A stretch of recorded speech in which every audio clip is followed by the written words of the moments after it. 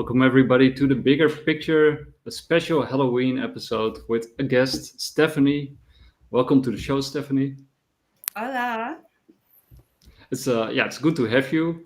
We got to know each other through the QE spaces where we had some brief interactions. It's always difficult for me to attend because I'm also at work at those times. So I'm sort of half running around, half commenting on what's going on. But I noticed that you are a little bit into the UAP and the woo stuff. Can you first tell us a little bit about your background and who you are? How long do you have? You have Sure. all the time in the world, so feel free to take your time. I'm not a crypto expert. In fact, I'm not really that much involved in like the investment part of crypto, but I am more interested in like the technology for blockchain because it's obviously going to be kind of the future of how we do everything, in my opinion, like data. I am in the oil and gas business. Um, I am a lease analyst for different oil and gas companies. I research mineral rights, royalties, things like that for exploration. The first half of my career, I was in marketing for healthcare, and then I was a journalist. I got into oil and gas through my family. My brother has a exploration and production company. And so, when the financial market, when it ebbs and flows, a lot of marketing and creative type roles are just, not there. And so oil and gas always had like there's always work. So they're always calling me to do things. And so that's how I kind of got back into the crypto, scene through X, attending different like energy spaces. I'm very active on X spaces in general. And because I have so many different interests, I pop in and out of, the political to the Bitcoin to UAPs, Astronomy. all the weird and wacky things. Yeah. No, and I noticed you also have like an interest in astronomy in your bio. And, because we're also going to talk about 3i Atlas, of course, and shadow people and energy also. So it will be really cool. But how did you sort of get involved in the UAP scene? Like, what attracted you to all the weird stuff? I mean, what caught your attention? I think I'm just a weirdo at heart. I've always believed in something else out there. I mean, I think anybody with, I'm a very scientific person. And so when you look at, I guess maybe I see things as like a multiverse, and that's kind of what goes together with all the quantum, like quantum physics, quantum computing, quantum uh, dimensions. Okay. And I've just always believed in other things other than us here on Earth, if that makes sense. Yeah. I think, growing up, I've had a couple of experiences with maybe ghosts, things like that. I've Positive had, or negative? huh? Positive experiences or negative experiences? Positive. They weren't bad. They were a little bit scary. I mean, the kind of things where you're not sure if you saw something or I lived in a house once that we built on top of some old Indian mounds, and they were not burial sites, but there was definitely something there. Like sometimes the faucet, like in the kitchen or the bathroom, would come on. There were a couple of times that I heard like my name, like whispered in my ear, but it was like right there. I felt it. It wasn't like I was imagining it, and I kind of turned around to say, "Who's there? Who's there?" Um, But yeah, that's pretty intense, I think. And Yeah, how old that's were you? it was weird. It was weird. I had another experience where I was in my hair salon, and I did not know at the time, but my hairdresser had brought in an antique piece of furniture that they converted into a sink, like in the back, like the massage room. And when I was dressing, in like a little dressing room that kind of like backed up to, like the walls met each other. Um, I felt like something was watching me, and I kept looking up at the ceiling thinking some creeper's got a video camera like Yeah. in the vent. And when I got up to like finish dressing, I felt this whoosh like go through me. First of all, when I walked in the bathroom, it was freezing cold, like uncomfortably cold, like 20 degrees colder than it was in the outside of the bathroom. And that was weird. But as soon as I stood up and was about to walk out, it got even colder, and it felt like this heavy, heavy, wet, like fog. It's the hardest thing to explain, but I felt this whoosh go through me, literally through me. And it was such a strong feeling. It was like my hair, you would think if it was a fan, my hair would blow, or, it was that kind of strength, but nothing moved. It just, I don't know. I can't describe it. But as soon as that happened, the temperature in the room went up about maybe 15 degrees. It was like all of a sudden almost comfortable in there. So it was a very weird experience. Yeah, I had a ghost walk through me. Yeah. Wow. No, I personally, I've never experienced a really crazy stuff, at least not that I can remember. It's also kind of weird because now that I'm doing all this stuff, you are sort of trying to remember from the past, all the weird experiences that you did have, like because you forget a lot of stuff. But the only things that that really stand out are dreams for me, unusual dreams. But I know that Sid had some experiences quite recently, actually. Right, I Sid? like have UFO experiences are very like common for me now. Like I see them all the time. They are so common that I actually able to record them. So they are not Wow. like very close, so they are up in the sky, but they appear and disappear in front of my eyes. I've actually recorded multiple videos and shared them previously on my Twitter. I don't even share that anymore because there is always like those skeptics. They come and they say I faked it. I'm not even smart enough to fake that kind of a video. But yeah, so I stopped posting it, but sometimes I share. So those things are real. But in my childhood, I was once possessed by a demon Oh, or I don't know what. But then they did something and they got rid of that. So yeah, I had like that one experience with the supernatural, but other than that, I think after that nothing supernatural happened. But yeah, I see things coming in the sky and disappear. but being possessed is pretty intense too. I didn't even know Yeah. that. Do you have any recollection of that, Oh, or I do. I have. So I was like playing around like sunset time, and then I was a baby. When I say baby, I was like 5, 6 years old. So, and my father was at his prime. So when I got possessed, I remember this that I was so I picked up my father and threw him on the wall, which is impossible for a 5-year-old kid. When my father was like in his 20s, and then he got scared. So because he was a young boy too, because like when you're in your 20s, you don't know what's happening. So he called his mother. She was the one who controlled me, and then she took me to some guy who can depossess shaman, you. I don't. Yeah, something witch like this. doctor? Yeah, No, not the witch doctor, but like someone who knows how to an exorcist. exorcist. Yeah, that's Yeah, a good term.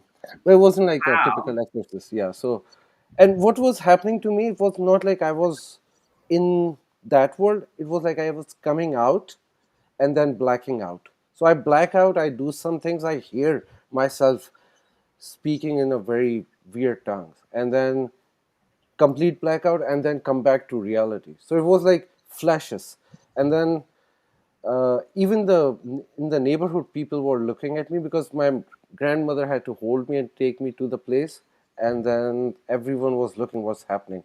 And then I was blacking out, and then I opened my eyes in that exorcist place. There was this guy with his thing. He was touching my head with that and like, get out, get out. uh, wow, like in yeah. the movies. in the movie. It was like, We should do a separate show on this. It. I had no idea that yeah, you were possessed. Now yeah. you So tell and us, right? yeah, I had never, it never come like, I never remembered to talk about that issue. But then he did that, and then in the end, he said, "I've put a protection around him of God, and he will never be possessed."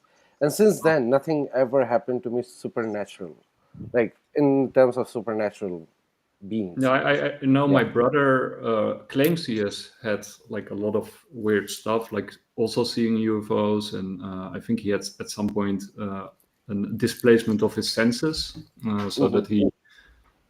Well, I'm not gonna say which brother because I don't want to embarrass him, Yeah. but that he could see and smell what his dog. Because he was walking his dog, and then at some point he felt that he was his dog. Uh, but yeah, stuff like that, weird stuff, and I always thought that he was just making it up. And my other brother was It could very good at happen. Like, lucid dreaming. He was like yeah. he could always remember every detail of his dream. Actually, my girlfriend is also very good at that. But anyway, we're it's I was very good at that with lucid dreaming, but then the mushroom trips was like traumatizing, so I start killing that whole experience by drinking. So that's a cure. If you are getting so much supernatural stuff, you need to drink a lot. Not a lot, like you don't get to be alcoholic, but like you need to break the connection. sufficient. Yeah, Sufficient. you need to break the connection because, like, I think mushrooms are the opposite of the drinks. So mushrooms take you high, and drinks bring you down. So I think you need to find a balance. Since then, I stopped with lucid dreaming as well. Well, there's a very interesting connection between, or at least a history with drinking, right? And because Yeah, drinking, wine, beer were all often sort of at the center of ceremonies throughout religion. And the yeah, beer that we know now has nothing to do with the beer that they drank before the yeah. Bavarian Acts. And When, beer won't work either. Anyway, you need to go higher spirits. You need to drink higher spirits. But the I problem know with the for drinking higher is yeah.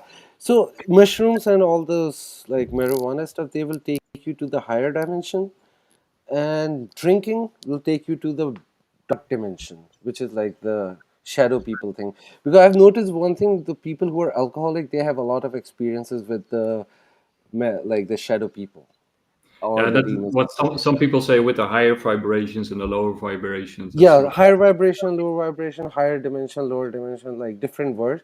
But yeah, so drinking will take you to the dark side. So you need to make sure that you are not over drinking. I'm against drinking. I don't drink anymore, but I'm just saying, to break the connection with the higher beings, I had to drink. So I cannot take it. They were coming in my dreams. They were like doing things, and it's not like happened automatically. It was like my fault to take too many mushrooms. Nobody should do that.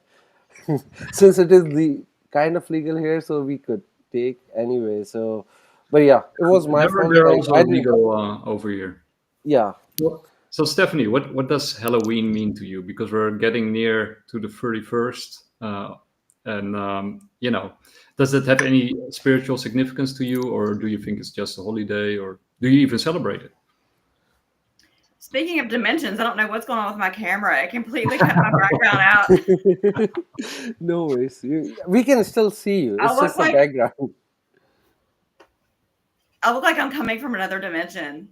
Yeah, yeah, like a ghostly appearance, I'm but trying but to a fix good it. one. I'm trying to fix it, but oh well. I mean, Halloween is just fun, you know. Yeah. I don't have kids, so it's a night just to go out and have fun with friends. I live in a historic neighborhood, and so it's a huge like neighborhood thing here. People come from all over the city. I'm in Dallas, and so it's a big event. But then usually, if there's something going on, I really like when a friend like has a just all out Halloween party. Yeah. I mean, where it's really like theatrical. Um, I did that last year.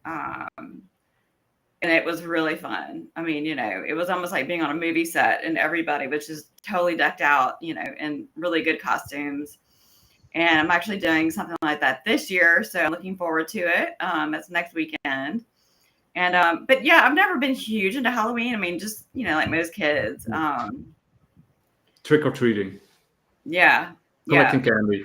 Yeah, And I do have a black cat, so Oh, I'll make that's sure cool. he's inside. yeah. It's the same year. Same year. I got one. He's actually called Crypto. So Really? yeah, he's crazy. How cute.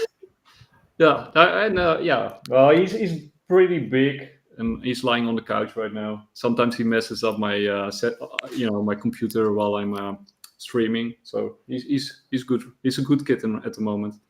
How But, sweet. I know mine is usually asleep on my desk. He's right here, big fluffy. mine is more like a gremlin. He's always messing up my equipment. When you're typing, he's gonna lie on your keyboard, and when you're streaming, he's gonna mess with your camera, and that kind of stuff.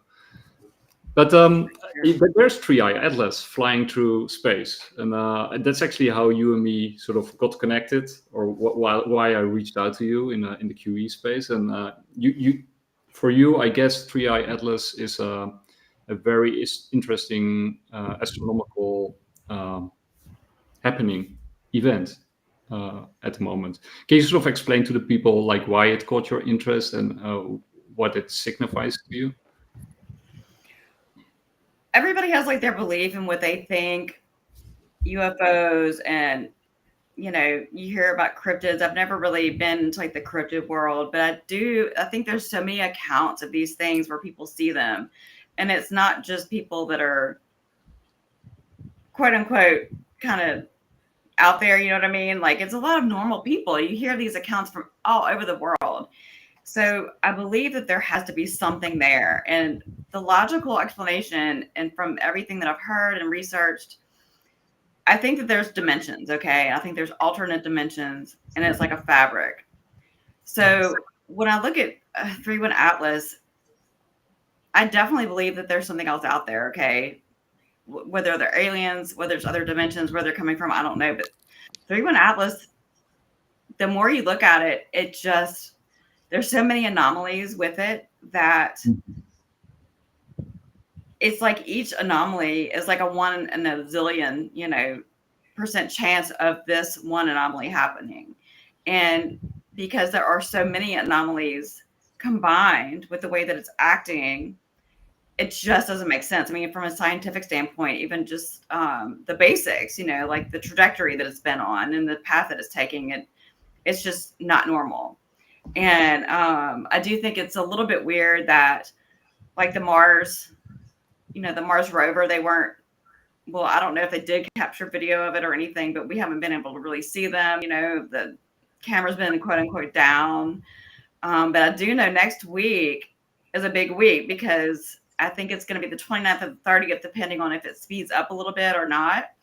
Like normies on the ground with their telescopes will be able to see it. Yeah. And so it may be a spaceship disappear with next aliens that just zoom past us and moon the Earth when they fly by. Who knows? Yeah. I think it was Avi Loeb who even speculated that it might release drones when it's sort of behind the sun and trajects out into outer space again. We're actually going to play some clips from Avi Loeb that goes through some of these anomalies, like you said, the speed, the trajectory, the composition, the tail. It doesn't have a tail. Well, it does have a tail, but it's, instead of behind it, it's in front of it. It's in front of it. So and I think there might actually be a couple of pictures, but it's unclear if they are of Three Eye Atlas. But I think the Mars rover did capture 1 or 2 of them, and the Mars Reconnaissance also, I think, got this one. That's the one I've seen. It's just weird. That's like a Death Star from Star Wars. Yeah, it kind of looks like that, but I think there's like a Also solid- had like the thing where you can go inside and destroy it from that one weakness. It's Yeah, weird right. because I don't have a bad feeling about it. I don't know. And sometimes I can be intuitive, but yeah, I don't have a bad feeling about it. Maybe that's just Pollyanna. I don't know. That's a good sign that Yeah. you don't. I make it. And it's beautiful. I mean, That's that's Yeah, a nice but that image. is not natural at all. That looks No, artificial, like something made it. Looks like there's like Antichrist in the middle. You have a healthy imagination. Yeah, there's a solid object in the middle, and there's dust or particles Yeah. surrounding it. No, but doesn't it look like a being, a dark being in the middle, and then there's like a That kind of looks sphere like around it? the iris of an eye, Yeah. like an eye. that's what I see. Yeah, yeah. And there's what really caught my attention was this one that really got my imagination running. The You probably also saw this one, the wow signal. So there was this wow signal in 1977 Mm-hmm. that was broadcast, and they actually put like wow, when they discovered it, and it turns out that the trajectory of and the speed of 3i Atlas actually matches up to a few degrees with where the signal was originated in space. I think it's over here. So yeah.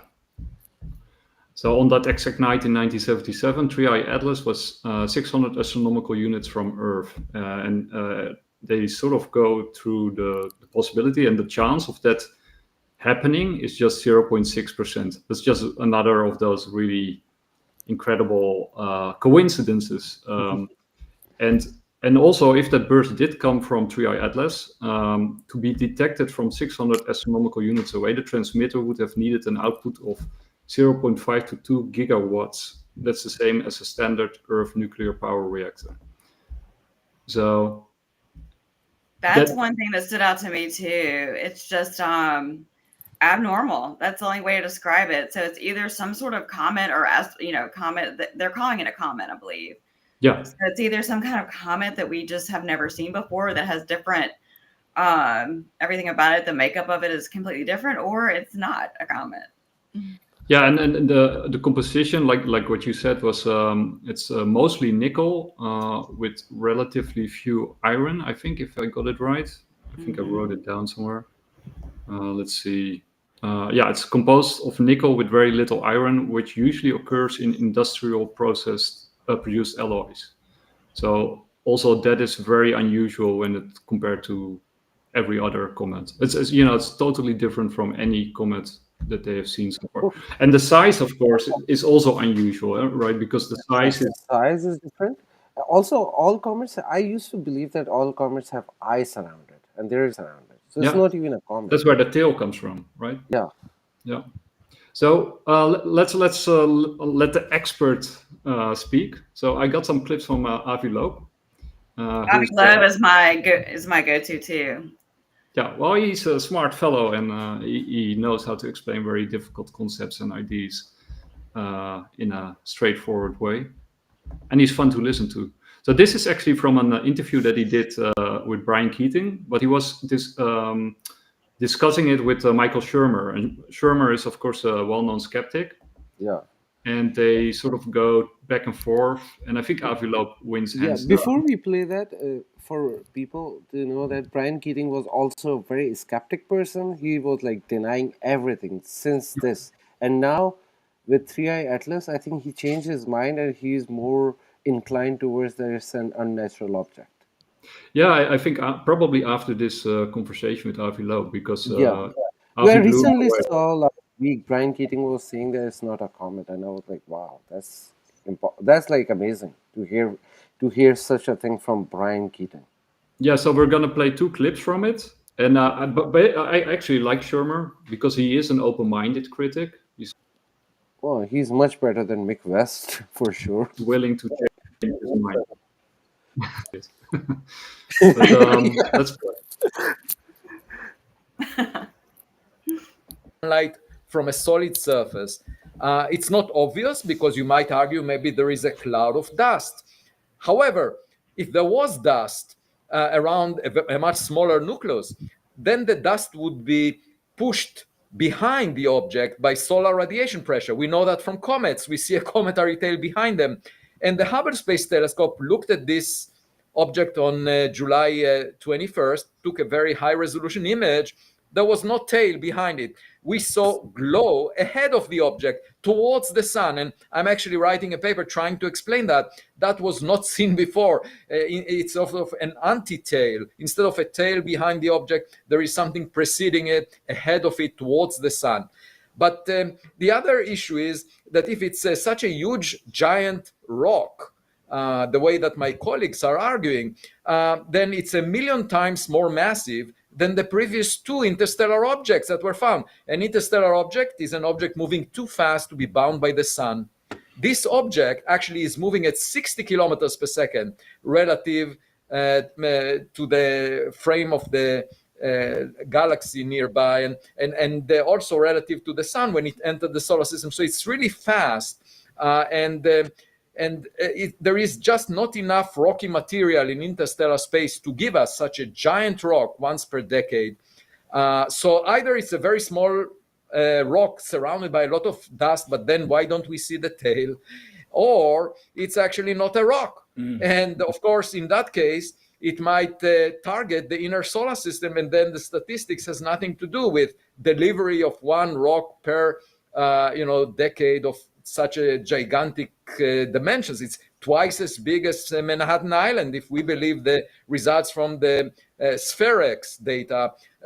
Now, Spherex is a space observatory that actually inferred that there is a huge plume of gas around it containing mostly CO2, carbon dioxide, 95% by mass, 5% is water vapor. And that implies that it may not be a water-rich comet the way it was. And there was also some data from the Webb telescope that, in fact, inferred very clearly the dominance of carbon dioxide and no tail. But after that, we had some data from the Very Large Telescope in Chile that indicated that in the plume of gas, there is also nickel without iron. And you don't get nickel without iron except through an industrial process on Earth that produces nickel alloys, partly for spacecraft. And therefore, the question arises as whether this was technological in origin. Yeah, so I think those are sort of some of the really big anomalies surrounding 3i Atlas. Actually, plus the wow signal that we already mentioned, plus, of course, the behavior of NASA surrounding the object. It was very strange that they sort of cut off the feed at the moment that they and of course also the government shutdown at the moment, which is also a coincidence.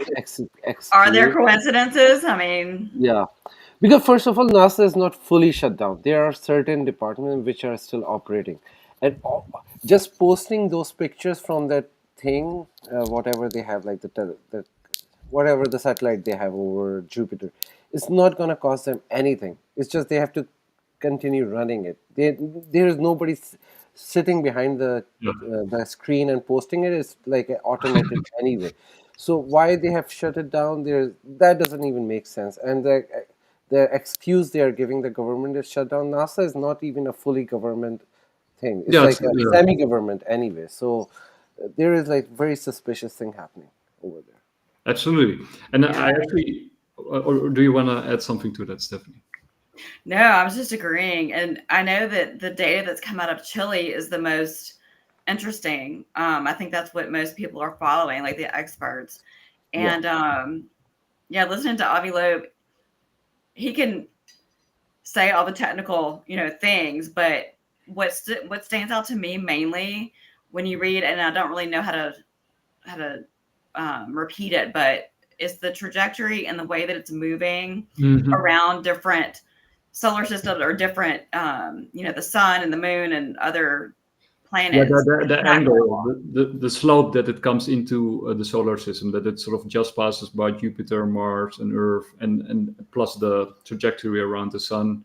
The whole sort of actually the next clip is exactly about that, because Shermer is sort of making the point that you always have objects going in and out of space, and we're just noticing them, so it's just a random event and we're making it too big. But Avi They're Loeb in being this too match, quiet about it. It's like nobody's talking about it. It's like NASA's like zip, and it's like, this is a big deal. Even if it is just a rock, it's acting different. It's the Yeah. tail, the makeup of the tail, and the direction of the tail. That's the thing that really got me. But go ahead. I have like three possibilities for that. One is like what they are saying is just a natural object. The probability of that is very low. Second is alien mothership which is going to attack. Because if it's an alien mothership, the trajectory is taking is like an attack position, not a peaceful position. So we need to be very careful for that. Or I'm reading a lot about Palantir and stuff, so it could be Antichrist coming in there. Because no, somehow Peter Thiel, Peter Thiel is doing a lot of like Antichrist lectures for some reason. Doesn't make sense, so it could be that too.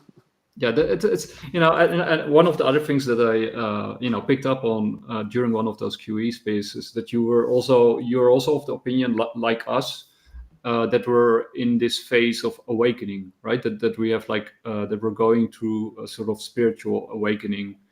Do you think like Three Eye Atlas has anything to do with us becoming more aware of our spirituality and maybe piercing the veil, like Halloween is like when the veil is thinnest between this world and other dimensions? Do you think Three Eye Atlas has anything to do with that?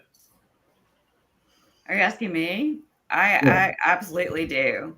I absolutely do. And I've sent a lot of people to this podcast that I listen to, and I don't listen to a lot of UAP and different. I mean, I love them. It's interesting and fun to listen to, but there's this one that was recorded a couple of years ago, and I've listened to it now again. And it was an interview with a Norwegian family. It's a mother and a daughter, her two daughters actually. And they just started having all these weird things happening. And you think it's one thing and it turns into another, the way that it's like a five series, interview, because it was so much information. Is it on Netflix? Huh? Is it on Netflix or is it just YouTube or? It's actually a podcast series, and I made a playlist out of it because I've sent it to so many people. I'll send y'all the link. I have it on Spotify on my playlist. Oh, please send it to us. We love to see it. It's called Otherworld, and the guy that interviews people just about different experiences that they have, he's sort of a skeptic, but he's really there just to be from the outside looking in. And so anyway, he starts interviewing this girl, and it's like she starts describing these things that are happening, and you think, okay, it's a ghost or it's something, like a paranormal, but then you're like, maybe it's aliens. And the more that the story unfolds, it turns out, and it's very credible the way that they go through the whole sequence of events, but they claim that these are beings from another dimension, and they have said that with all the things that people are experiencing and these feelings, and everybody's just kind of like, something's going on, and they said that time and space, I'm trying to remember exactly what they said, the time and space is not at all what we think it is, and that we as beings on Earth don't really have like the capacity, like we do, but we don't know how to use it. And they said that there are other dimensions, and that's where they're communicating from, and that everything is energy. We're energy, they are energy. But they did say that that more and more people were going to start having experiences, and that was almost like desensitizing us, because that veil between dimensions is getting thinner and thinner, and that when was it? When was it? Like this podcast? Is it like from last year, or is it recent, or is it? The way that I do the math, okay, it was 2023, I think, when it was. It took him like a year to put it together. So he mentioned something about 2023. And so that's about the timeline when it came out, because it was over a year ago.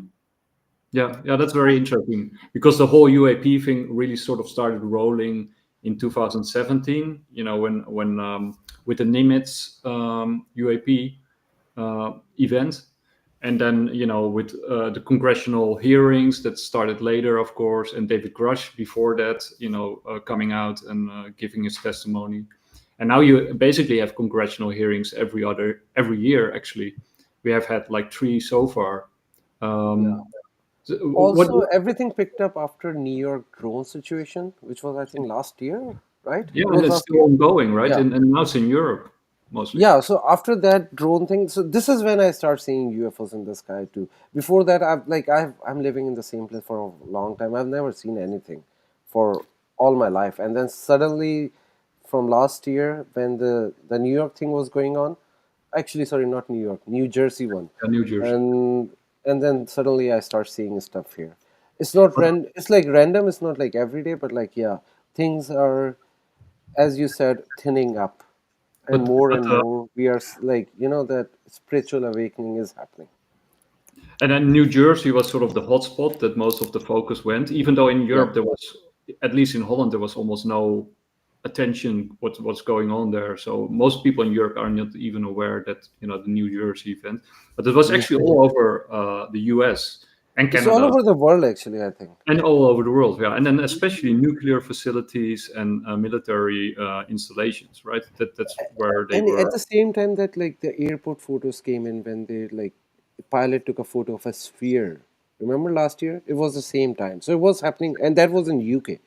And Yeah, then I remember last year some of the airport. UK airports were closed too. So it was happening all over the world. It's just like who is paying more attention? That was the case. And Americans pay more attention than everyone else. I appreciate that about Americans. Well, if y'all remember when Trump was first elected, he said, and it keeps coming back like almost haunting me. He said there's going to be some revelations that absolutely blow everybody's mind. And you keep thinking, okay, it's all these CIA records that they're releasing, but to me, those are almost like there to like the frog in the water. You Yeah. heat it up a little bit slower and slower, so they're not shocked when they're thrown in the boiling water. Yeah. But yeah, I like the way that all the military.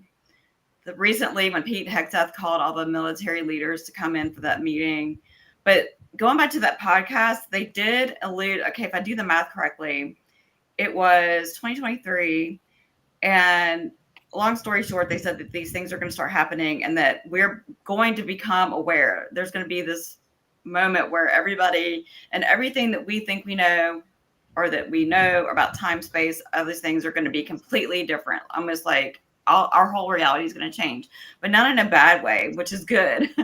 It wasn't like an apocalyptic thing, but it's just like, but there was one moment where this guy is interviewing this lady over Zoom. I get chills thinking about it.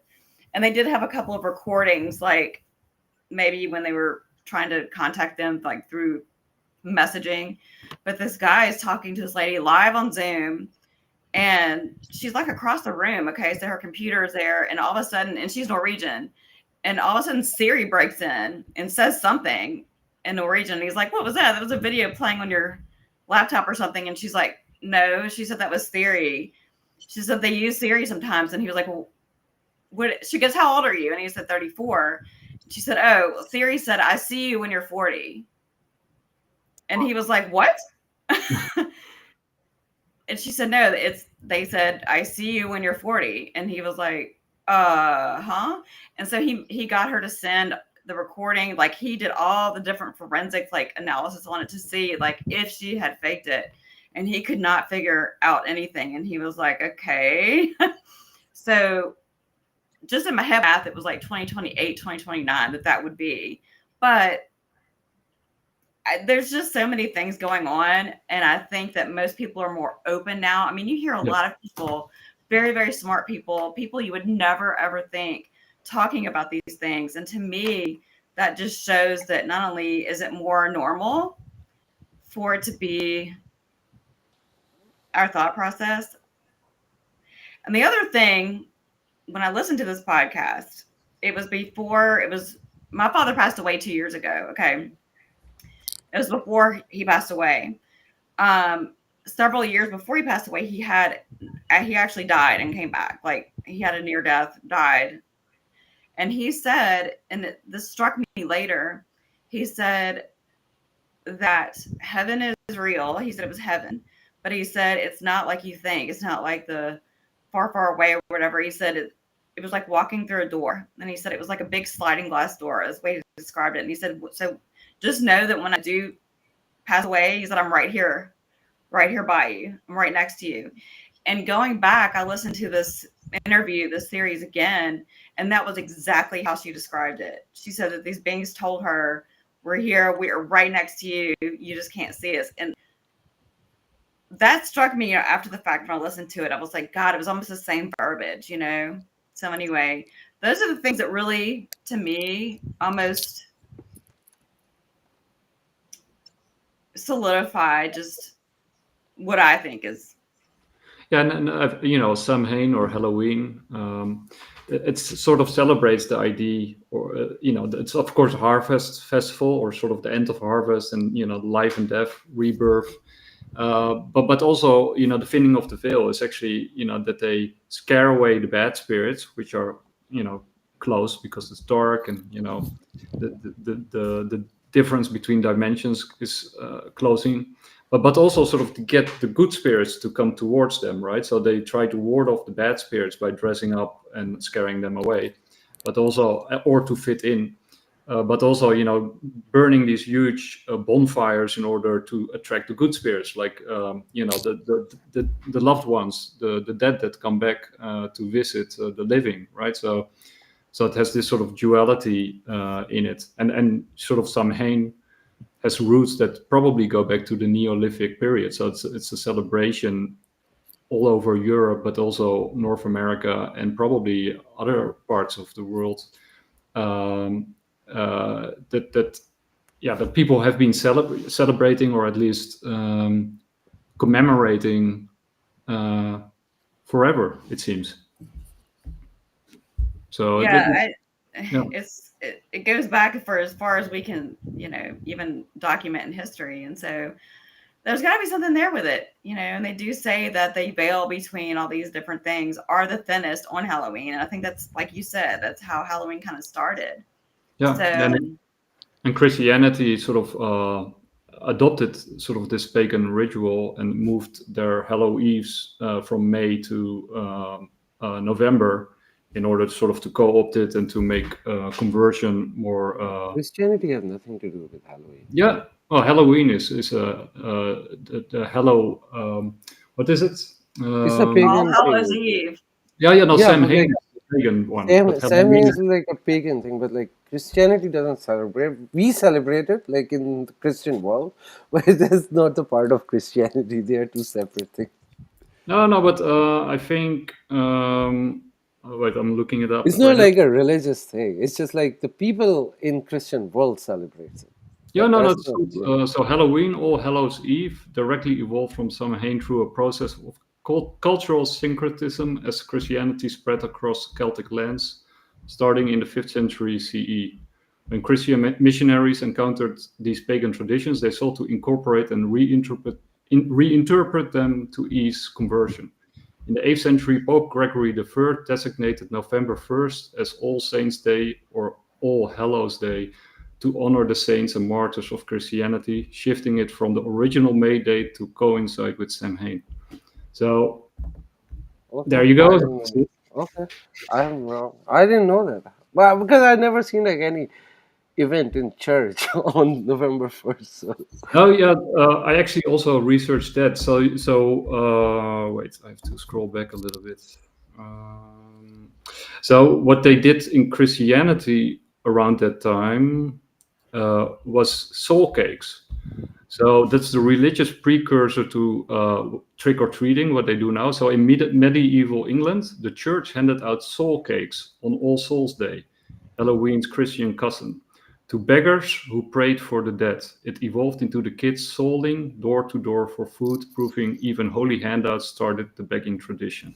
So it was basically to help the poor and the destitute. But it's officially at the moment, I think it's not really celebrated within the church, as you say. Yeah. So it is probably a tradition that they sort of let. But I love Halloween. It's like my favorite holiday. Yeah, I Favorite love horror Halloween. movies. So I'm actually going to celebrate with my nephews and some friends, and we're going to do a horror movie marathon and celebrate Bitcoin's birthday, which is on the 31st, of course. So it's like a double party. And usually What is your Bitcoin goes up. costume? Thank you. What is your costume? Oh no, I'm gonna buy a jack o' lantern, sort of like a light in a pumpkin, that kind of stuff. But probably not gonna wear a costume. I'm just gonna sort of hang on the couch and do a horror movie marathon with my friends. That would be So fun. definitely, yeah, definitely. I'm looking forward to it. Well, and the weird timing is that 3-1 Atlas is going to be visible on the 29th, 31st, 30th. No, it's not. I don't think It's it's going to all be coming visible. together. I think that's going to be the last day of its visibility because it's visible right now. After 29th, it's going to disappear. It's going to go behind the sun, and for like 3 weeks, we won't be able to see it. So I think 29th is the last day we can see it. I think that's the real I story. think I read that on the 19th of December, it's closest to the Earth, if I'm Yeah, not.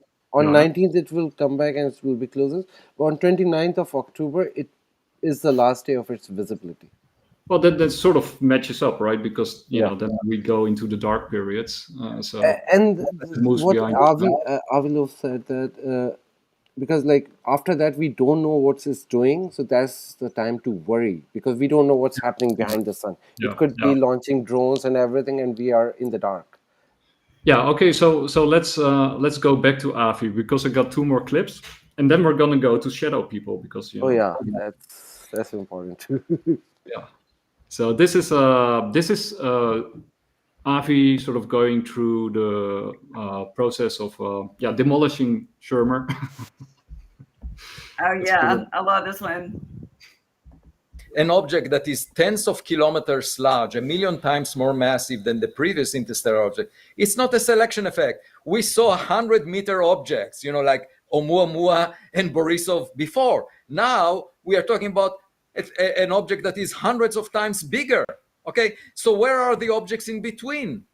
And the point is, it's not poetry where you say, oh, there are plenty of them. No, we should have seen a million objects the size of Oumuamua or Borisov before we see one giant rock like that. And I wrote a paper as soon as it was discovered. It's all about the details. I wrote a paper showing that you really cannot, it's untenable to account for the delivery of an object that is tens of kilometers in diameter once per decade to the inner solar system by orders of magnitude, by a factor of at least 10,000.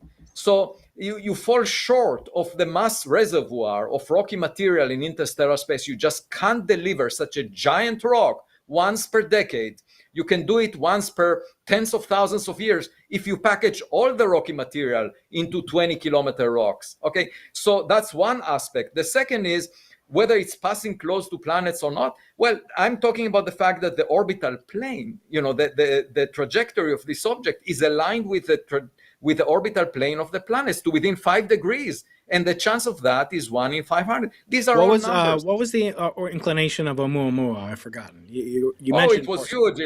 We are talking about things of all the 40, 60 degrees. I don't even remember that. Just to explain for the audience, the reason that this is sort of uniquely or suspicious in some way, Avi, is because you'd expect if they're truly random, they come from anywhere, that means that their inclination if you think about the solar system as a disk, just for the audience, you think about it as a disk, that disk is relatively narrow if you project it in space, right? So space is all 360 degrees in one axis of rotation, or 180.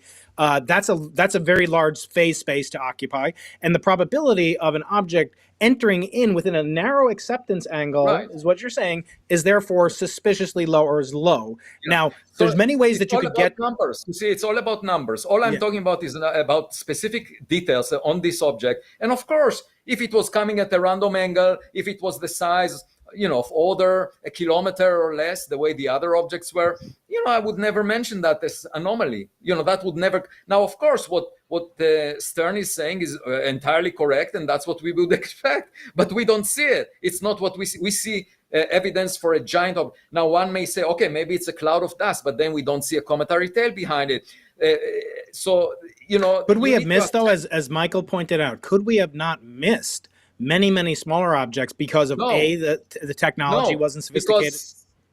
Because the point is that to detect an object by reflection of sunlight, you just need to be bigger than 100 meters. Okay, we know the sensitivity of our telescopes, the Pan-STARRS, or in this case the Atlas telescope, or now we have the Rubin Observatory. So we can see objects that are of order the size of a football field or bigger. But this one is hundreds of times bigger if it is a solid Sure. object. So Sure. that's my puzzle, because Mhm. you know the mass scales like size cubed. And if you increase the size by a factor of 100, you need a mass that is 1,000,000 times bigger.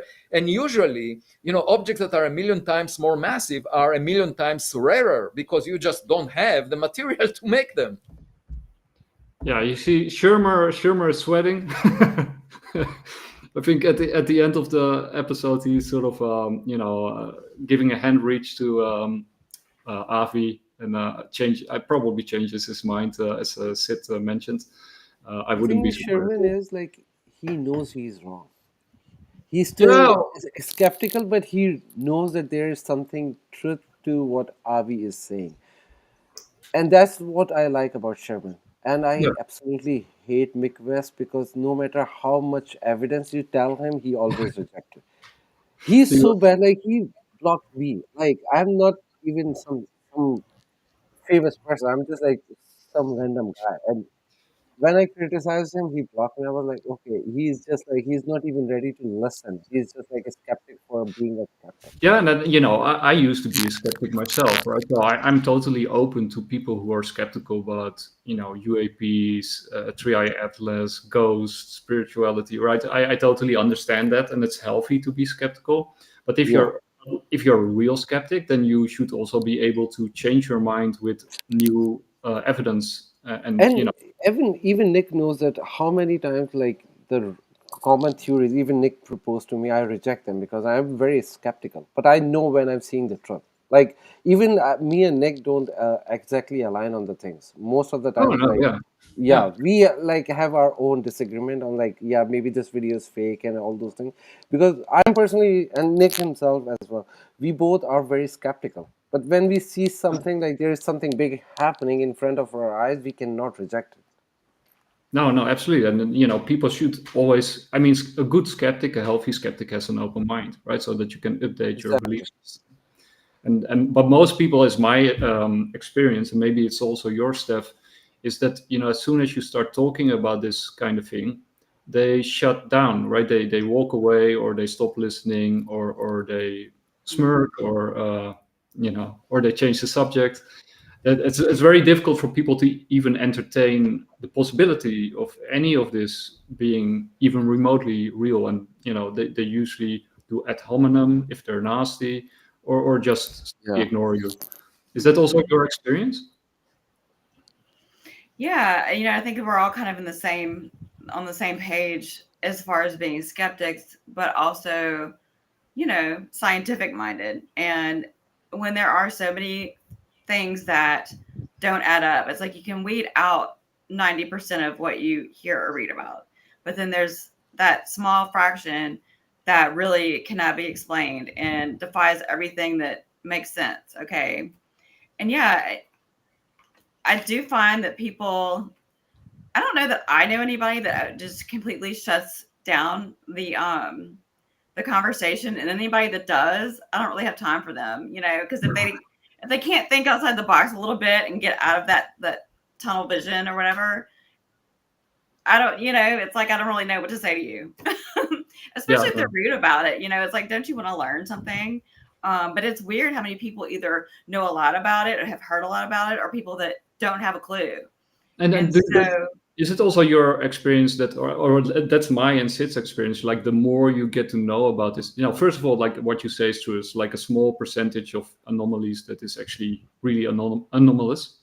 But sort of when you sort of dive into this rabbit hole, then it turns out to be a gigantic stuff of anomalies. Once you start digging into, it's like the Bitcoin rabbit hole. Once you go into it, you learn about money, and you learn about technology, and you learn about energy, and you learn about all kinds of stuff, right? It's sort of never-ending rabbit hole. But this rabbit hole is even deeper and more exciting also than Bitcoin, in my opinion, even though I'm a big Bitcoin fan.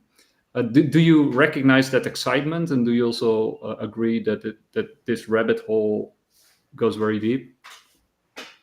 I do, and because I am in all types of different spaces, like X spaces, it's funny because when the conversation comes up, I'm shocked at how many people that I would never even think would either be into it or know anything about it or even be open to the conversation. Everybody jumps in. It's people from all walks of life, And I was actually in a space the other night with some people, and everybody that collectively jumped in with all their different knowledge about it, very, very smart people, very level-headed people.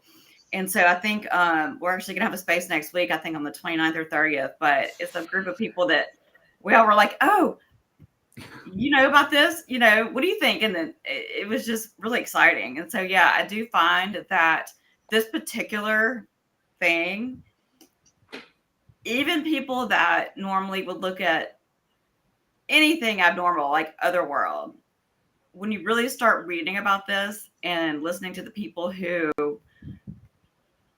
can really tell you the details, like I can't sit here and say, okay, it has I can't remember the tail is made up of these elements or whatever, but when you hear people talk about it that know, it's almost undeniable. This is something different. It's very different. Yeah. Yeah, and then I mean you can also hear, when you hear Evilope speak, you know he's not making it up, right? He's really presenting evidence, and people can't argue with the evidence that he presents, right? But they can sort of discuss, like, maybe you can interpret it like this or like that, but the things that he presents are what they are, right? So it's not like he's just making stuff up. So, but he's of course, putting his interpretation over it, that it might be a mothership, that it might release drones, that it might do this or that or whatever. That's speculation on his part, but that's also something that he admits, right? He says, like, this. I'm not saying it is the case, but we have to be aware that it could be the case, and that's an additional reason to monitor this object. Yeah. Also, I like the way he says that it could be a comet, which we all know, but I think a lot of people either don't want to. I think a lot of people don't want to think about it. Yeah. That's the main question. Yeah. But another interesting fact I read about 3i Atlas, that if it's coming towards Earth, it will reach Earth on Easter 2026, which is very weird. Yeah. Why it's reaching on the Easter day? Like, it's like Return of the Christ, but it's definitely not going to be Return of the Christ. But it's like a very weird coincidence. But wasn't that one debunked, or is that? No, it's not debunked. No. Calculate, like, if it goes back to, like, behind the sun as it is going 30th of October, and from sun to Earth, the speed and trajectory will make it possible for it to reach on Earth on like Halloween, not Halloween, on Easter. Okay, if it turns, but that's the big question, right? If it goes away, that's a different story. I got one more clip from Avi, and then we'll move on, where he actually talks about this this thing that you just mentioned. Wait 1 second, I think I got it. Oh yeah, I got it here. Sorry, that's when you got so many tabs. It's good that I closed some. You can get lost. And that would be a great blessing, irrespective of whether it's natural or technological. But if it happens to do a maneuver when it comes close to the sun, the way spacecraft do, using gravitational assist from the sun, that would definitely affect the markets, the financial markets, and politics on Earth. Why? Because everybody will suddenly feel like, uh-oh, we've just been invaded? I mean, because if it does a maneuver around the sun, that would show it's not a natural object, right? Yes, it will be a technological signature, but it could be also a mothership that releases mini probes that maneuver. And so tasked the research team of the Galileo project. We have 3 observatories monitoring the sky to check for any unusual activity in the coming months. We have also orbiters around Mars that could check for unusual activity there. So I think we should keep our eyes open and not assume anything, because it could be a black swan event where something that looks natural at first ends up being like a Trojan horse, and because the implications are so huge for humanity, we must consider it seriously. I don't want to play that one too long because it's News Nation. But yeah, that's sort of what we just talked about, right? You have to once you sort of open this box of Pandora of possibilities, and that it might actually be something different than what we would suspect. Like that it's actually a comet or an asteroid. If it's not neither of those things, it could be something else. And then what could that be, right? It could be anything, really, right? So I think it's kind of brave that he also, put his, that he takes this stance, right? Because it's almost like he's clearly intelligent person. He has a career, a reputation, and he talks like he's on a sci-fi movie, right? A mothership releasing drones, that's something that you only see, on Netflix or Amazon Prime or something, right? It's not like that's something. It's not something that you hear in reality. Somebody Right. talking about in the. Also, it could be a return of Anunnaki as well. Yeah, that's Because there is like a big development happened recently, which is like people are saying it's debunked, but I don't think, which is they are creating gold in the lab in China, and it is a fact that we can create it. We just need to create like right environment. And the story of Anunnaki is like they are very much interested in gold. So I think they are coming back to learn those skills or whatever. yeah. Gold is another rabbit hole that we Yeah. can go into. So there was actually a really. I imagine that you know Ross Coulthard, right? Say that again. Ross Coulthard. No? Oh, yeah. Well, then that's a treat. So Ross Coulthard, he does reality check on News Nation, and he has interviewed many people. It was David Grush who went on News Nation, interviewed by Ross Coulthard, who was actually the first official whistleblower. But he Jake Barber recently, as well. huh? And Jake Barber as well. Yeah, and Jake Barber also. But now he interviewed Joshua Shelton. And Joshua Shelton is a man who provided nuclear security at Area 2 at Nellis Air Force Base. And he was a central security controller for over 2 years. And he oversaw security operations of the entire nuclear weapons facility. So it's not just anybody, it's like a serious person. And I first want to play this one because it sort of ties into what we were just talking about, sort of normalizing the conversation about the paranormal, about aliens, other dimensional beings, just strange things that are apparently happening and have been happening for probably centuries or millennia. So I want to start with actually his this opening statement by him, which I found very powerful. For a solution ourselves and stop expecting the government to provide one. And I think that the very first step to take in that direction is to reshape the cultural narrative. I know plenty of guys who can corroborate everything that I've said, but they're too scared to come forward. They're scared for their careers, and they're just scared of ridicule culture.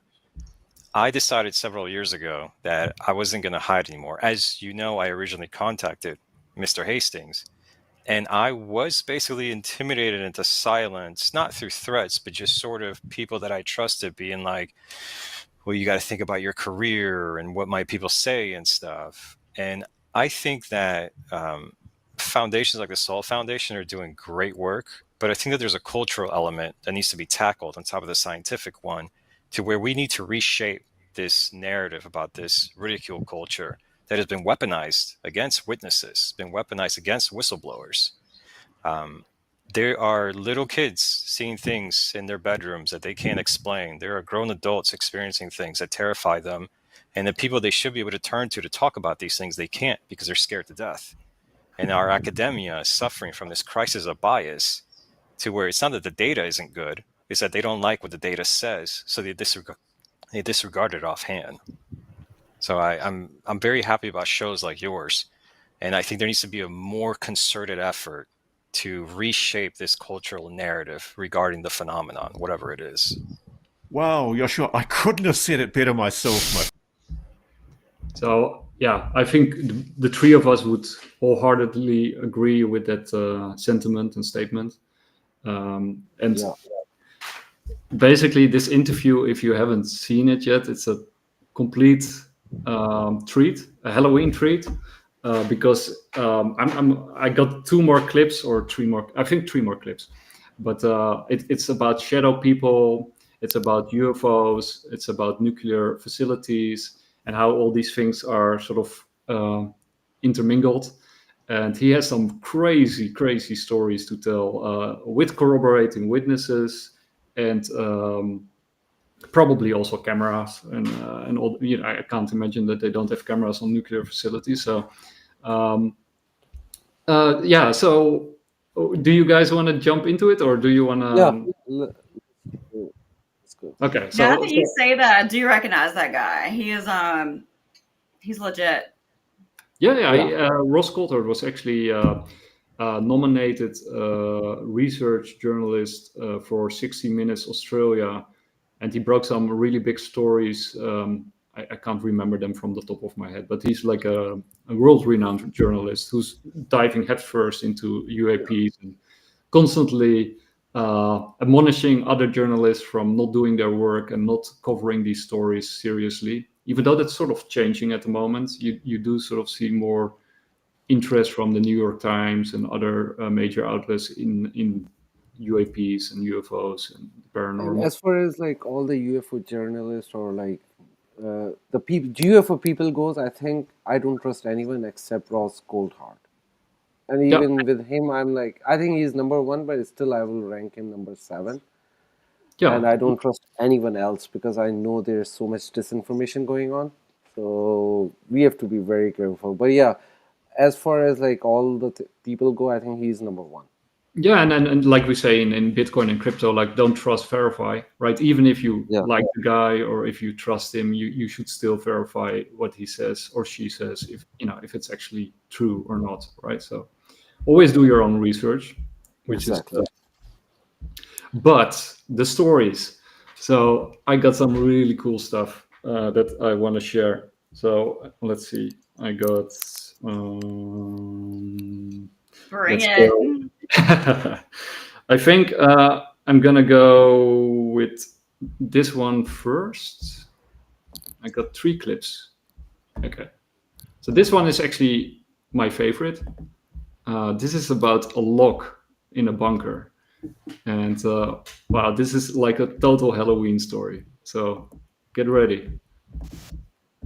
You would go to every single bunker, you go to the door, you would check the locks, make sure that these big giant padlocks are securely on. You would check the vents, these air vents, to make sure nothing's been put in the vents. Just do a general integrity check of the door. And one night when it was my patrol that was in that area, I went to do my check of these Black World structures, and I checked the lock. Lock was secure.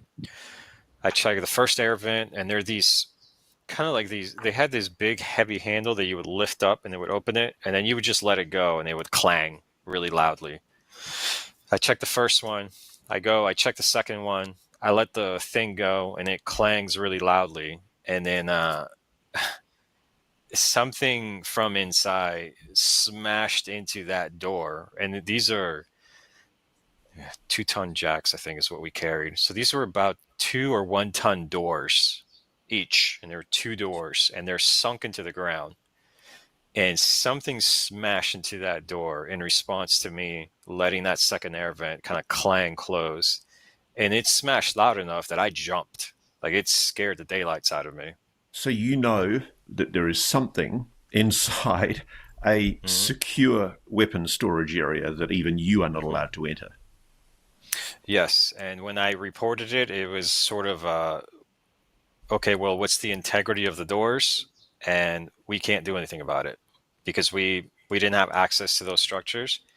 And as long as the integrity of the structure was intact, it wasn't on us to But come on, respond something's to it. inside there, isn't it, Joshua? How sure are you that there was something inside that facility? 100%. 100% sure that something smashed into those doors from the inside. My partner was in the vehicle about a good 15 meters away, and they heard it because they jumped as well. That's how loud it was when it smashed into these doors. So that was my favorite one. I mean, what is your reaction? Oh my God. It kind of reminded me of Cabin in the Woods, if you have ever seen it. Like, you know, these all these sort of entities caught in cages underneath the ground, and but you know, any sort of big horror movie fan, you know, with creatures banging into doors, and you know, it's like a standard trope. But I never expected a real life story. Yeah, but the most weird part is like the command of this guy is like saying we can't do anything about it while they are there to protect the structure. So like I think that's more weird. Secondly, there is a possibility maybe they have something locked up inside and the command knows it and then they just said it so like to stay discreet and they don't because sometimes you don't want to tell your petsy and this guy was a petsy in terms of like he was just a regular guard or whatever. Well, no, he was So high up in the security, he but no, yeah, but he I was like agree. no, but For he them, was he the was a one. pet. No, but he was not the decision maker. He was like the worker who was going around and checking the locks and stuff. So he is not like the high up. He's not a decision maker. So maybe they just because they want to stay discreet and they want to have plausible deniability. That's why they just made up that story. But maybe in the higher up knows what's inside. That's why they didn't pay Well, attention. Yeah, that was also the takeaway from Ross Coulthard and Joshua, right? yeah. Basically what you're saying was actually also discussed extensively in the interview. Like, you know, that is really weird how the higher ups are reacting or responding to these events, and apparently they're happening all over the place, not just at Nellis, but you know, all these nuclear facilities have these similar events, also UFOs, but also these shadow people. There's now numerous cases, and this is like one of the first people who actually goes on the record talking about it. But yeah, the response from higher up is like, you know, as long as the integrity of the door is intact, it's it's okay. Yeah. Just the line of duty. Just Yeah, but another. somebody need to tell them that ghost can walk past the walls and the doors. They don't need to break the lock. Well, you know, that's one of the theories, right? So one of the Yeah. theories is that you can't actually do anything about it anyway. Plus, it doesn't seem to hurt the facility because it has been happening nonstop. So if you take those two together, like, you know, you don't even have to report it because it's, you know, just like the rain or the sun, or, you know, just a regular occurrence, a natural occurrence or an unnatural occurrence. But I also got this one.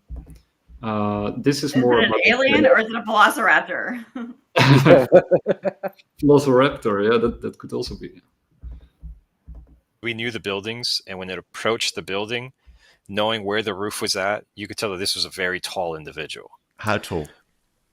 I would estimate easily over 6 feet, maybe 7 feet. And again, that's knowing the height of this roof very intimately because I've been there so many times. And is it a humanoid shape? It's a humanoid shape. Is it running like a human?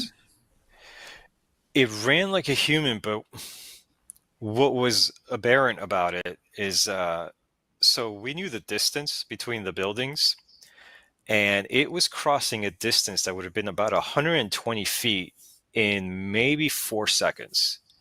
So it's a pretty fast, powerful being. Extremely fast, because that is what really got our attention. After we spotted it, we watched it run, and it did it 2 or 3 more times in between the two buildings. And also the buildings weren't perfectly lined up with each other. They were kind of offset. So it's 120 feet but then also a bit of a diagonal distance. So whatever this thing was, it was crossing that distance extremely quickly, far quicker than the person should have been able to. I'm just figuring out how much the speed is for 120 feet in 4 seconds. It's 30 feet per second. Wow, that's incredibly fast. Yeah. So that's another one of my favorites. Actually, there's too many, right? I could easily make like 10 clips out of this video, but these are some of the highlights of the stories. But it sort of tells you a little bit about how powerful and fast they could be, or maybe it's just a dimensional shift. Maybe they're not even running, but just have a different. Yeah, like UFO move. The UFO, which is like just moving through the dimension, not actually. Yeah. That's why they don't need a propulsion system, because they're moving through the dimension. So these beings could be using the same way to move around. Yeah, that's very unusual. That goes back to the theory that the time and space, the way that we think we know it, is completely different. Yeah. I do believe that. Basically, we are the prisoner of time and space, but time and space doesn't actually exist. Yeah, it's a construct, right? I really like that Carl Sagan video clip where he sort of explains the fourth dimension and how we could be perceived, or how it could be perceived on the third dimension, that you can sort of see only the shadow that it casts. And these are shadow people, right? Maybe these are beings interacting from a fourth dimension with a third dimension. Yeah. And that interaction could be totally different from anything that we can imagine. Also, shadow beings are not like good beings. If there are good beings, there are also bad beings, and I am pretty sure that these, whatever you call them, like the Man in Black hat. I think it's called Man in Black hat. There is a different name for it, but that's also one name, because those shadow beings also have a black hat or something. They appear when you have sleep paralysis and all those things. So they are not. I don't think they are the good beings. I think they are the dark beings or demons. Yeah, no, that's definitely true, right? I think the man with the hat or something like that is connected to sleep paralysis and these dark manifestations, sleep terrors, and children and grown-ups seeing these beings standing around their bed and being terrified by them without them even doing anything, right? That they're just being perceived and they're terrified. So that actually, in the preamble, the one that they started with, he actually mentions children seeing things around their bed, which could actually be real things, right? That because parents tell them, it's imaginary, it's just in your head, you're sleeping or you're half awake and you thought you saw this or that. That's what we're taught when we're growing up, and maybe that's right, but maybe there's also actually something going on, right? Better not tell our kids that, but Yeah. Also, there is one more thing. I have actually talked to many experiencers who have seen those shadow beings, and they always say when they are having sleep paralysis and they are seeing those beings, there is a red light behind it. So there's like a black silhouette and a red light, and red light indicates the other dimension, because you go infrared when you are like, the lower dimension, and when you are higher and interacting with the higher being, you see violet light. blue, violet, yeah. Blue violet is like a good being. It symbolizes that, and red beings are like the dark ones.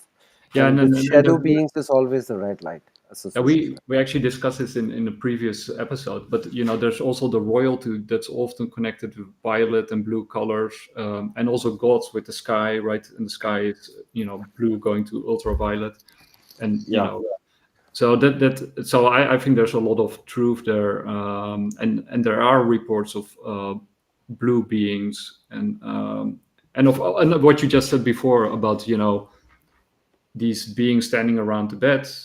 Also abductions and those kind of things also go together with sleep paralysis and terror. And even when you see like the rapture renditions, you see the blue light coming, not the red light. Yeah. That's why, Yeah. like, you see, my artwork always have like more of the blue and violet in that because I have seen those beings on that higher dimension. So Stephanie, you have like a background in energy, right?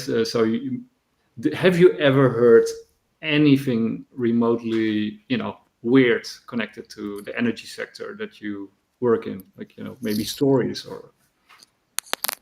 Not really. And I hate to say that, but what you just said about the blue beings, that also just popped out in my head because in that podcast series, when I'm going to send y'all the link, I can't do it right now on the browser because it's in my phone. We'll link it down below the video on YouTube. I will. And they had several instances where the beings would say, take a picture or whatever, and as soon as they pulled it up in their phone, it would be big blue blobs, almost like a filter, in a photo editing app. But they said that it couldn't have happened that quick. You know what I mean? Like you have to save it and do the thing.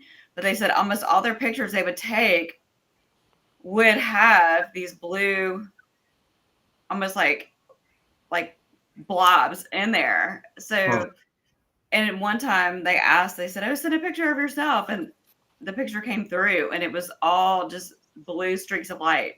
So that really, I've never heard that before. The good beings are supposed to be the blue energy. That really just stuck out to me. But that's in sort the of energy blue, sector, purple, no, violet. Also, scientifically, you can make a theory out of it because if you look at Roy G. Biv, like rainbow colors, red is the start, and then you go infrared, which is like the lower frequency, and when you go violet and ultraviolet, you go higher frequency, and Plus, then we plus it would distinguish between higher and lower beings, so that makes also sense out of it. plus it would also explain why we can't see them, right? Because then they Yeah. would be exactly outside of our filters. Yes. So it's very interesting. And actually, the next clip ties into what we just discussed perfectly. So that's the final clip from this interview. So I've talked to one of the guys that was overwatching on the Humvee that was at the front of the structure, so not the machine gun team. He told me that he was getting intermittent sights of the individuals on the thermals. So he was also seeing individual thermals intermittently, but because his angle wasn't as good as the Overwatch machine gun team, he couldn't keep them constantly inside of the thermals. But from our point of view, when we got to within 15 to 10 meters of the two individuals, Whiskey 11 called over the radio and said, "Hey, they just disappeared. They just apparently just blinked out." We went to the position where they were at, and you could see on the ground that there was scuff marks from dragging, as if someone had been proned out and moving, crawling. With our handheld thermals, you could see residual body heat on the ground as well that was quickly dissipating. So how many seconds after they were there did you get there? Oh, as soon as they told us that they disappeared, I told my guys to rush forward.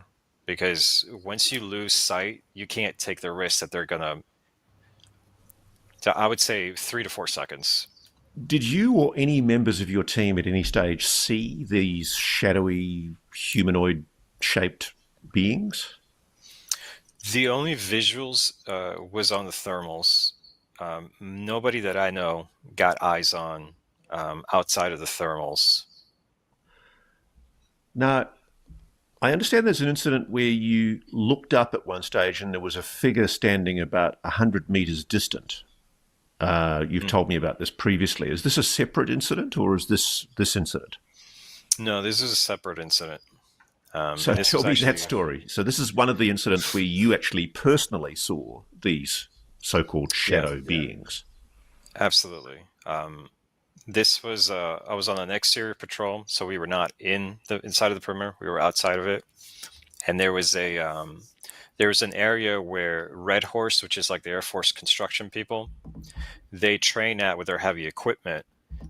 Oh, sorry, that one sort of goes into the one that we already heard with the being running really fast between those buildings. That is freaky. Bizarre, right? I mean, I watched this episode I think 2 days ago, and I was, my jaw dropped to the floor. Like, my God, this guy is this guy actually telling the truth? But it's like a serious guy, and he can corroborate it with witnesses. And yeah, so one of the things is also you got this PRP, right? If you work at a nuclear facility, you got this personal reliability program that you are continually tested on, on how sound your mind is, and if you have any family problems in the background, you're immediately taking off duty. So these people are all sound, level-headed, no nonsense people, right? But this whole interview is stuffed with Crazy outer stuff. limits. It's like, and he says, like, we're talking about it, like, with my mates and my fellow facility workers, like, like, it's a common occurrence, everybody has them. It's just part of working on a nuclear facility that there's shadow beings walking around now and then, and UFOs flying around. And and it's just incredible, right? I can totally understand that there's so much secrecy around nuclear bases, considering the fact that it's generating these outer limit kind of stories. They probably never talk about it until one day somebody brave says something about it, and then they all have stories, right? Yeah, and it's really also incredible that so many people have been able to keep silent for so long, Yeah, right? because they're afraid. Because Yeah, but how afraid do you before have to be? 2017, it was like a career destroying thing. If you talk about UFO, especially in the government, if you talk about that, there is a chance that you will get suspended or maybe fired from your job, and everybody will think you're a kook. And most of the people have their kids to feed, so they will rather compromise and stay like silent about those events and keep feeding their kids. And that's why it was like a big secret. But it's not that big of a secret, because like I remember I was into the UFO world since, like, I don't know, 2011.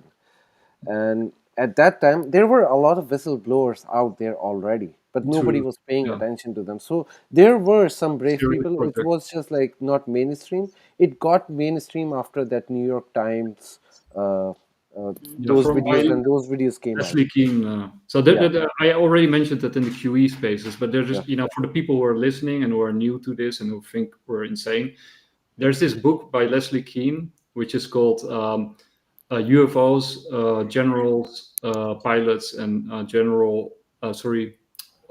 government officials go on the record, which sort of covers like 10 or 12 cases, like world famous cases that have not been debunked, that have like additional radar coverage material.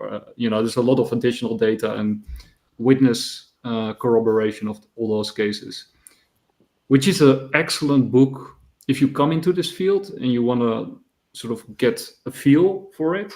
That's the book that I would recommend everybody to start reading. It really gets you curious about. It goes from the Phoenix Lights to the Japanese airliner to or Iran. There was also a very famous case in Iran, like in the 70s. There's like a lot of these and the Belgium UFO flap in the 90s. There's like a lot of really great events or occurrences. It's like a curated book of all the things that weeds out the ones that you wouldn't believe. It's like a curated, stories of the ones that have not been debunked. Yeah. Right. Also, there's like the most amazing thing, which I think nobody talks about it. It's called like Marfa lights. I think, Stephanie, you are in Texas. It's a city, Marfa, in Texas. There was a recent, So there was a recent not UFO, NFT convention in Marfa, and some of my very close friends went to Marfa, and they saw it. There were like orbs moving around in them after like midnight, around 1 a.m. And it was like, I think it's a desert, it's a small city, and everybody was seeing that, and they recorded those videos. I was like, wow. And nobody talks about them. And the weird thing is, like, they don't have an actual explanation for that. and they call it a natural occurrence, but I don't think that's natural. There are orbs appearing and disappearing in the desert. There's also in Norway. You also got Mm. a similar phenomenon. I'm trying to Yeah. come up. Also, it's not like a random thing. It's like very common sight. Like I think every other night you see those orbs. Yeah, in But Norway. nobody do research on them studies. for some reason. Wait, I'm gonna check if I can. Norway is known for a hotbed. Yeah. I found it. It's the Hesdalen lights. They're actually being researched at the moment. So that's like orbs flying between these mountains, like taking different shapes, going really fast, or changing trajectory. They were sort of associated with Will of the Wisps in the past. They have been seen now for over 30 years there, or maybe 50 years. By the local communities, and there's actually a research group by the European Union that's studying them right now.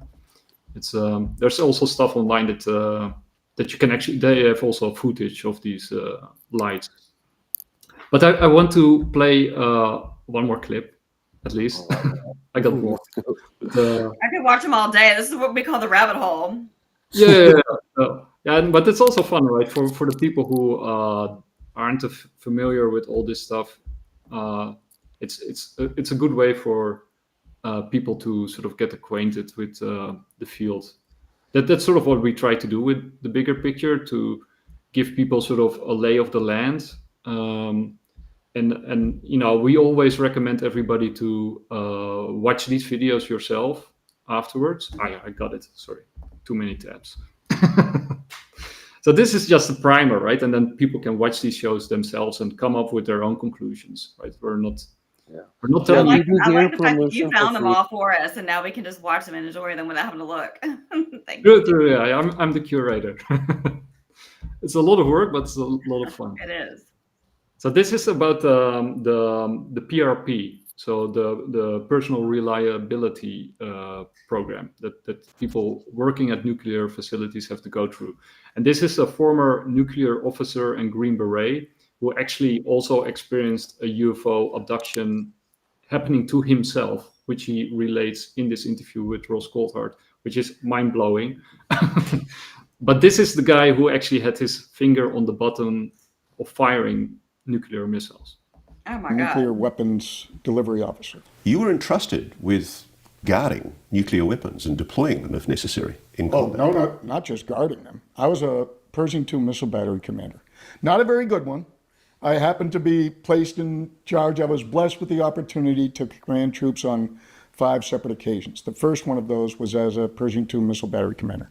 But the particular point about people who are put in charge of nuclear missile silos, nuclear missile batteries, is you have to be emotionally stable. Yes, and the way that we establish that is through the Personnel Reliability Program, the PRP. And so one of the critical factors there is that as a BC, as a battery commander, every morning I had to review the sick slips for everybody under my command that went on sick call, and I had to determine whether or not they were still fit for nuclear duties. So if anything, if there's a domestic disturbance at home, if they get administered narcotics, I have to remove them from their duties, and it's a problem because others got to fill in for them. So it's a problematic situation. So all of us were heavily scrutinized, more so than even some of the other UAP witnesses. I know I have the utmost respect for David Fravor, for Alex Dietrich, for Ryan Graves, and all of the credibility and reliability that they have to fly that $15 million, $18, $30 million jet. But it's different when you can start World War III. An F-18 isn't going to start World War III unless it launches a nuke. My guys could start World War III. And So basically also Joshua Shelton, the guy that you heard previously, he was like pretty high up in the security of a nuclear facility. But basically everybody working on a nuclear facility has to comply with the PRP. So they're being tested every day. to see if they're stable, sane, if anything is happening in their lives that sort of messes up their judgment. So these are like, the ultimate witnesses. Yeah. They know they have a daily check to make sure they're not crazy. So Yeah. Also, as far as I remember, this guy was the boss of Jake Barber too, right? Jake Barber worked under him, yeah. Well, he was a colleague. I'm not sure if he worked under him, but he worked with him, because No, I Jake think Barber he had was the many. boss. I'm not sure if he was his boss, but he definitely knew Jake Barber, and he testified to his credibility, to sort of because Jake Barber is also a very famous whistleblower. If you haven't seen that interview, it's definitely worth watching as well.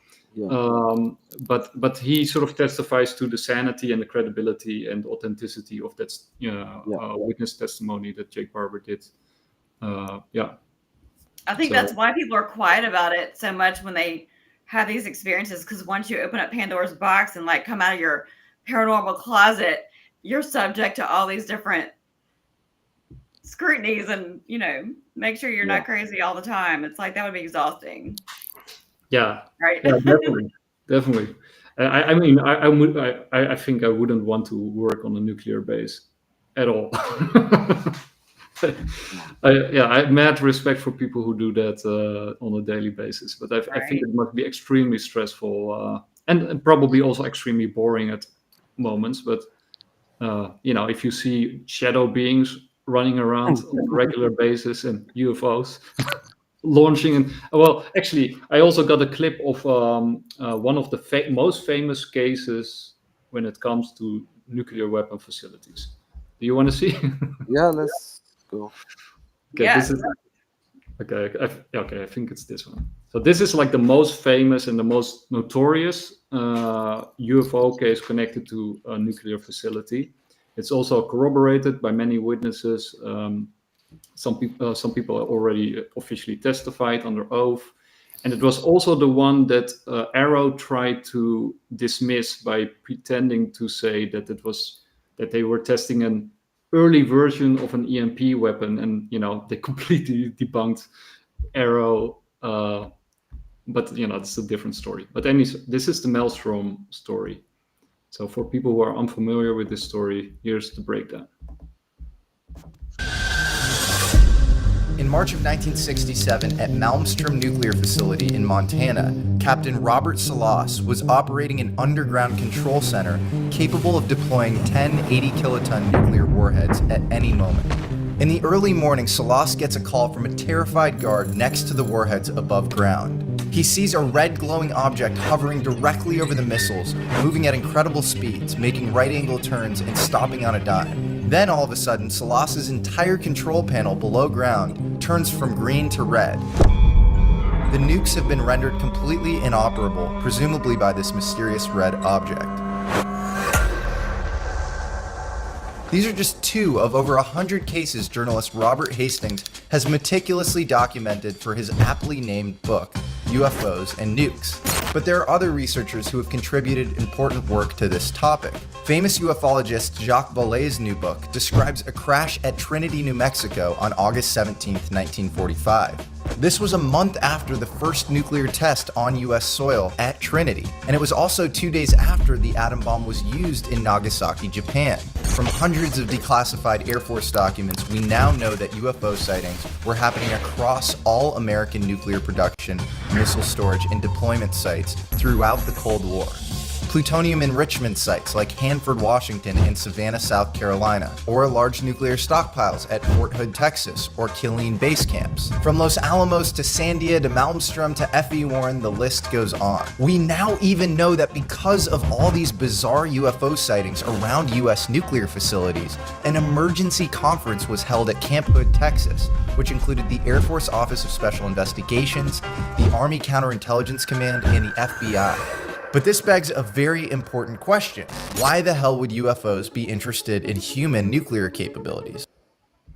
Well, that's a really good question. But this is sort of like a quick overview of all the strange things that are connected to the nuclear facilities that we operate. all over the world, right? This is focused on America, but I suspect that the same thing is happening in Europe and Russia and China. But and maybe it's also connected to the fact that that's why they are less interested in thorium reactors, because it seems to be more connected to, sorry, that's my cat, to nuclear reactors. Like that they're more attracted to those than because thorium has been, of course, taken offline. I think in the 70s, I think it was that there was a big push for thorium reactors because they're much safer, more efficient, and more. They can actually, I think, generate energy. One thorium reactor can actually generate, if it's operational for an entire year for a city or something, like it's like crazy amount of energy that it can generate.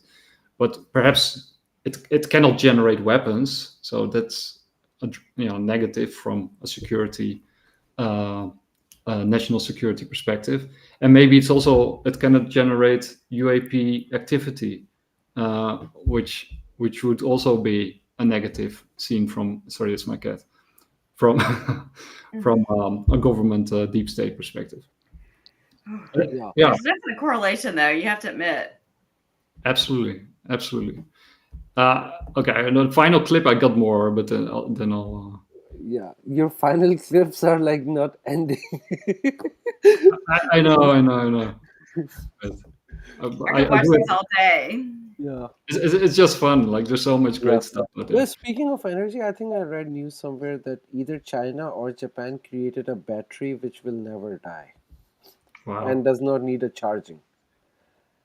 I just read it. I don't know how real the story is because on Twitter you have like a lot of fake stories, but I read that on some news channel on Twitter yesterday. Oh man, that would be awesome. Yeah, I don't have to charge my phone. That's like amazing. If they can do it. Speaking about thorium reactors, so China has officially launched its first working thorium reactor, I think last year or 2 years ago. So China is actually taking, and it's based on the research done in America, sort of the research that was sort of put under the carpet in the 70s or 80s. China, dug it up, and they say like, "Oh, thank you, America, for giving us the blueprint for making the first working thorium reactor." But I think what you just said with the battery.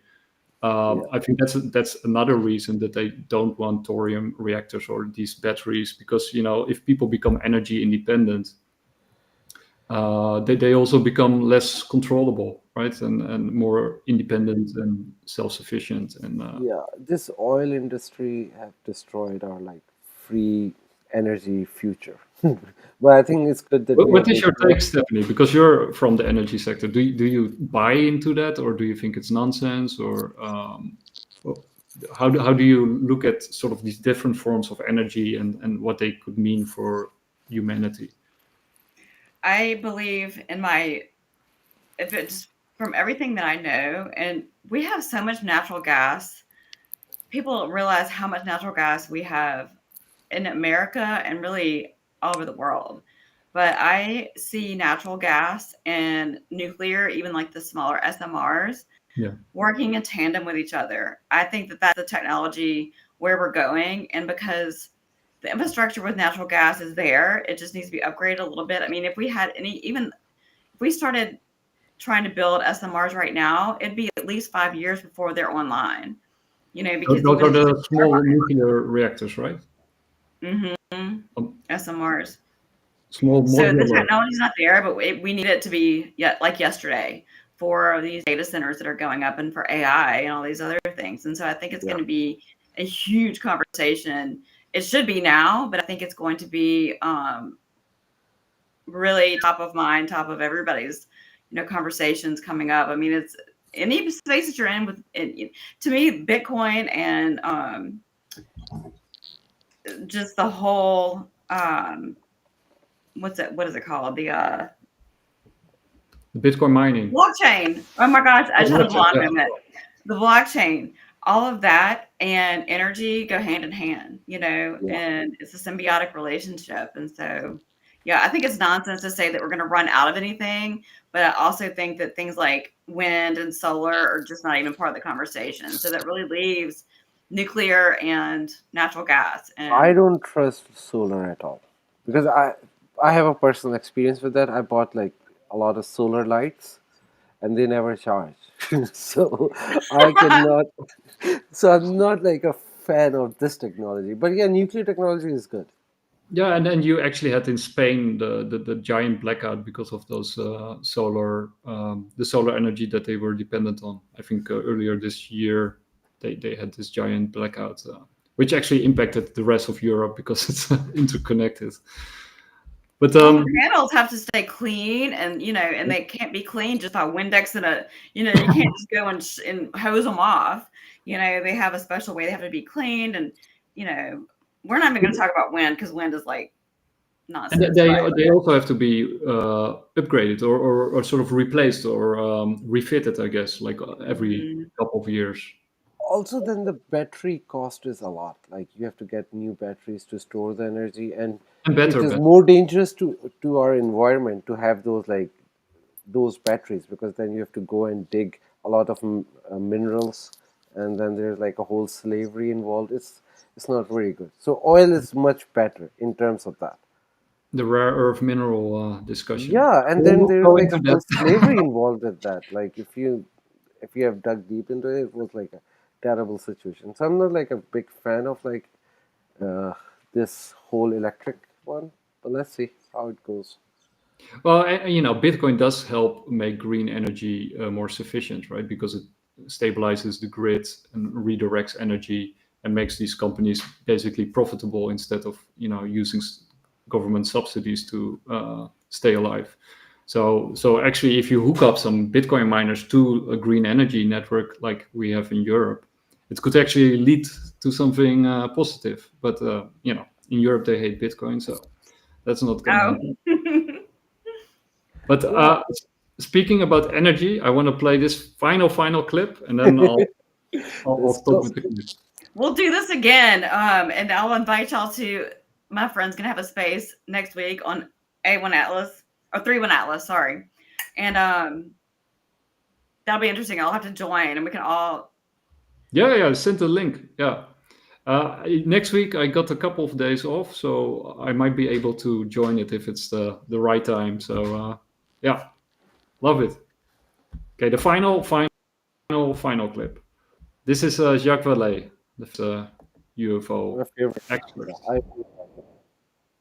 One big question that Paola and I have had is, would Oppenheimer have been told? The Manhattan Project would have custody of it, and then it would go into the Atomic Energy Commission, and then it would go into the Department of Energy, which has its own line of clearances.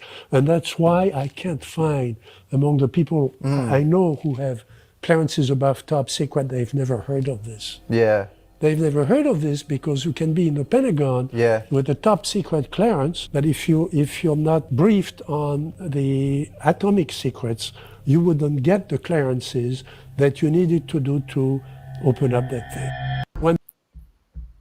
So that's a classic. Actually, all these clips or most of these clips are either from Ross Coulthart and News Nation and Reality Check, or from Jesse Mitchells, who's a really good, thorough investigator, also like an open-minded skeptic or critic.